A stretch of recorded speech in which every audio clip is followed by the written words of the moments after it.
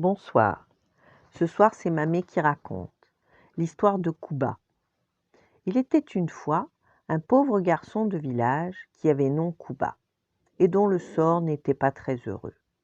Aucune fille dans le village ne lui avait jamais accordé le moindre regard, et le malheureux Kuba vivait seul dans sa chaumière sous un buisson d'églantier.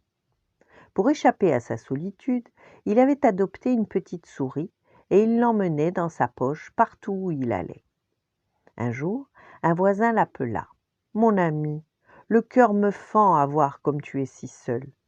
Je te donne mon vieux corps. Ce n'est pas un instrument ordinaire. Quand tu en joueras, tous ceux qui t'entendront te suivront. » Kuba remercia, prit le corps et s'en fut à l'aventure. Quand il jouait, les gens s'attachaient à lui et le suivaient en procession. Le soir, il cessait de jouer et les gens le laissaient tranquille. Un soir, il trouva une charmante clairière, s'étendit sur l'herbe et se mit à dormir comme un bienheureux. Des bruits le firent s'éveiller en plein milieu de la nuit. Partout dans le bois brûlaient des petits feux follets et une foule d'êtres surnaturels arrivaient de partout dans la clairière. Kuba en tremblait de peur. Un lutin à l'air sympathique lui rapporta. « Savez-vous qu'à la sortie du bois vit une princesse qui n'a peur de rien, même pas du diable.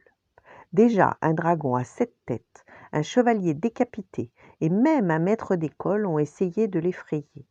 Elle n'a fait qu'en rire, en disant qu'elle ne leur trouvait rien de si terrible. Elle a même ajouté qu'elle épouserait seulement celui qui réussirait à lui faire peur. » Kuba écoutait, ne soufflant mot, mais se disait « Tiens, ça m'irait assez bien de devenir roi. » Il prit son corps, l'emboucha et souffla dedans. Alors, tous se ruèrent vers lui. Le brave Kuba, sans s'émouvoir, se mit en marche vers le palais, suivi de sa procession surnaturelle.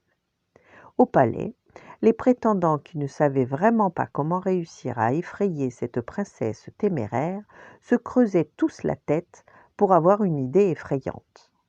Quand Kuba arriva, jouant du corps et tout son effroyable cortège, il cria « Hé princesse, je vais te faire peur !»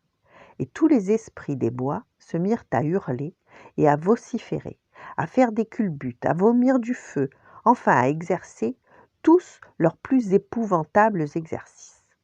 Les princes et les chevaliers présents, fous de peur, s'éparpillèrent. Mais la princesse, elle, était ravie. Elle se mit à rire et à battre des mains. « Bravo, bravo! Quelle charmante petite créature! De ma vie, je ne me suis tant amusée. » Kuba en resta tout penaud et se dit lui aussi qu'il n'y avait rien à faire. C'est alors que la princesse, qui riait à gorge déployée, en cassa son collier de perles. Les perles se répandirent partout en roulant. La petite souris, qui avait sorti sa tête de la poche de Kuba pour voir le spectacle, sauta par terre et poursuivit une perle. Et la voilà sous les jupes de la princesse, qui se met à hurler, épouvantée. « Au secours! À l'aide, une souris !» Et elle tomba raide, évanouie de terreur. Quand elle reprit ses esprits, elle dut reconnaître que Kuba lui avait bien fait peur. Et c'est ainsi que Kuba devint roi. Voilà.